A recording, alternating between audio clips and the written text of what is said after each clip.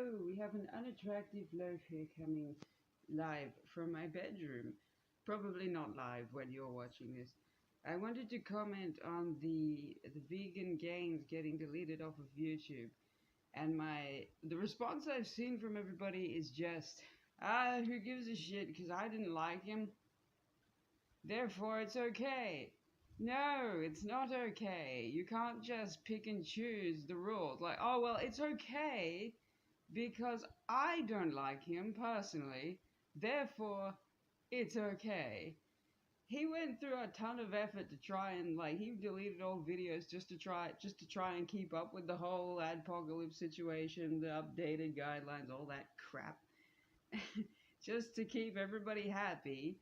Everybody's like, oh, but he made threats and things. It's like, well, can you not say that that was satire or satirical, or I mean, because that's the what is it, the blanket response that you get from anybody else. Go to, say, a left-wing channel, a left-wing feminist channel that makes a ton of threats like kill all men, castrate men, and that kind of crap. Oh, it was just parody. It was just satirical. It was fine. Yeah, of course it's fine. But here's the thing, you can't just pick and choose who the rules apply to, and you can't just say, well, it's fine, because the rules are on my side, and I quite like the way the rules are applied, because they're targeting somebody that I don't like. It's fine if you don't like Vegan Gains, that's fine, you don't have to like him. But it's like, getting just instantly flagged and then instantly deleted, it's kind of, don't, no pun intended, but doesn't that raise a few red flags for you? Also, that light is shining in my face.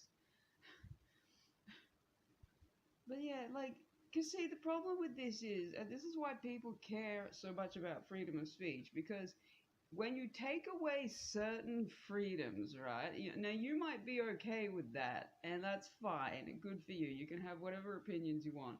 But the problem is, if you say, well, we're going to take away these freedoms because we're not using them, we don't like these freedoms, so we're going to get rid of them.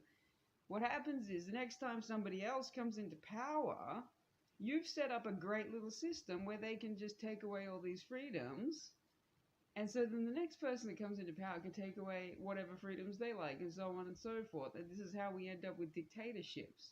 By the way, do you not know how people like the mafia operate? Because they don't operate on any system of legitimate ethics. No, it's like, well, there's a rival gang, we don't like them, so let's just chop their heads off, because why not? I get that it's a bit more complicated than that, but I'm using it as an analogy, because basically what we have with YouTube and Silicon Valley is it's like a cartel, and it's kind of creepy.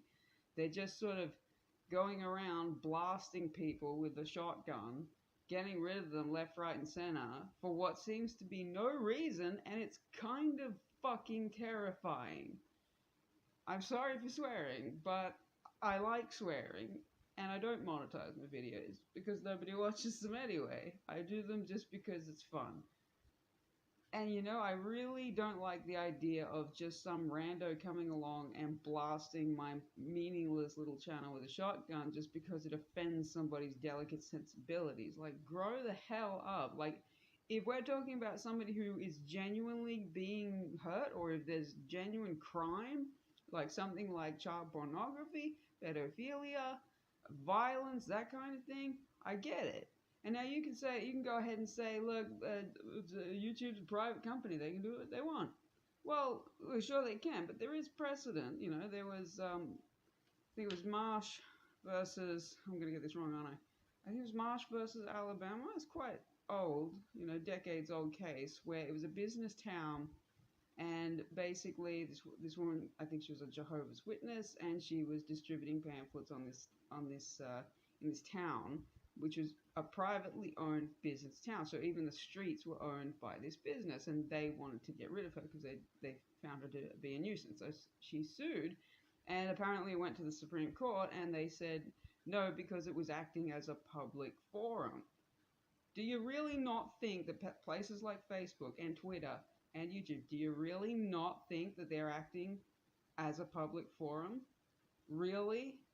With billions of uploads every second, or however many it is. I'm sure it's close to that. It's got to be close to that. Like you, like I said, you can't pick and choose the rules just because it's like, oh, well, I don't like this person because you could be next. And think about it. If this happened to you, would you be so happy about it? That is just my question.